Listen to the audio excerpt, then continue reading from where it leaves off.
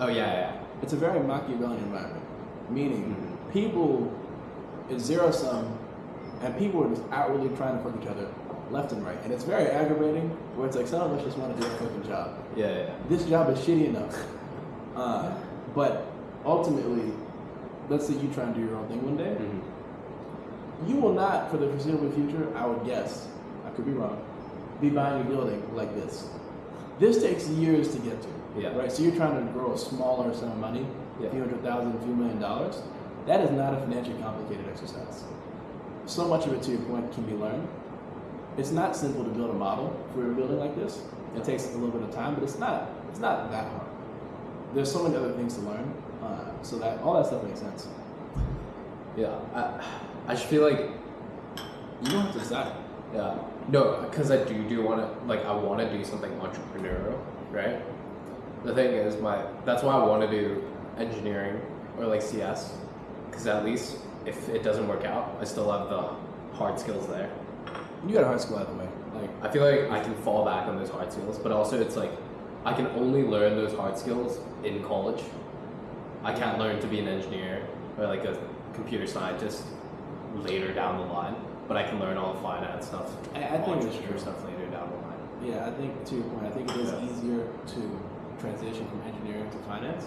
Yeah. Even within college, like they hire plenty of engineering people, but it doesn't matter. Like that's years away, so it doesn't. Yeah. Really, do you think if I went to like Cambridge and studied philosophy, I would still be able to get a job in like finance? I feel like you might not even want a job in finance. I don't know shit. Like, I mean, it's Cambridge, so I'm not gonna be like, wow. Like picturing somebody applying, and like, yeah, they worked in Cambridge, we're not gonna hire them. I find that unlikely, to be honest.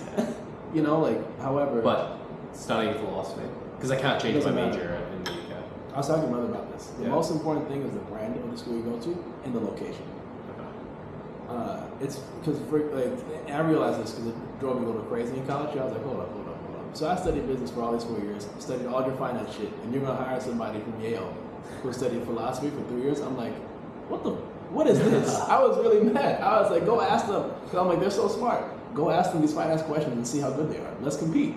No, that's not what they care about. Like, you have to hit that bar, but it's much more, they care that you went to Yale. Yeah. They care that and they care that realistically, recruiters care that Yale's nearby, right? Or like it's a local school. So it's much more about the brand that you go to. And it's much, like the brand location, like Rice people are probably going to work in Texas.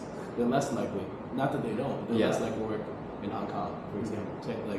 So you have a bit of that. Because as an employer, if you live in Hong Kong, like, people don't want to just move locations also, as a practical matter.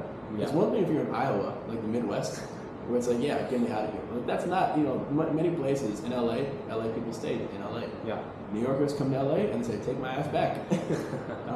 So, it's a different world, but you would be fine, in my opinion, majoring in almost anything. It's more important to go to a school that has some cachet. That has that brand name, right? Yeah, and also it's important that you like it. Like, have you visited prison yet? No. I fucking love Stanford though. Like, I don't know, the time that I was there, loved the campus. The dorms are like meh, food's meh. I just really like the location. I like Palo Alto. Yeah, it's like a tech hub. It's pretty cool. It's just very chill. And the campus is massive as well. So it's like, even like if I don't want to leave campus and I just want to chill on campus for like a day, that's fine as well. The campus is huge, has everything I would need. Great sports also. Yes. Super entrepreneurial ethos. Like, so many entrepreneurs, like, I can see it. But to your point, maybe not. Maybe now is not the time to roll the dice in the same way. Though it is ironic. It's like, Stanford's too risky, I'll go to Princeton. It's not, hopefully one of these works out, and then you get to kind of just enjoy the rest of your senior year. What would you do once you got into college? I'm hoping I get in early, because if not, I'd have to wait till April next year before I find out the rest of the colleges. The worst thing would be I don't get anywhere in the US, because then I'll have to go to the UK. The reason why I don't want to do the UK is because if I get in, that's not the end of it. I still have to make my offer. What does that mean? They give a conditional offer. Because we apply with our predicted grades. So it's a prediction. Because unlike, so you know how in the U.S. one school will have different curriculum, like Middlesex will have a different curriculum to Exeter. Sure. In the British system, it's like universalized. Everyone has the exact same curriculum. Like say, like the same subject, it's gonna every single like thing to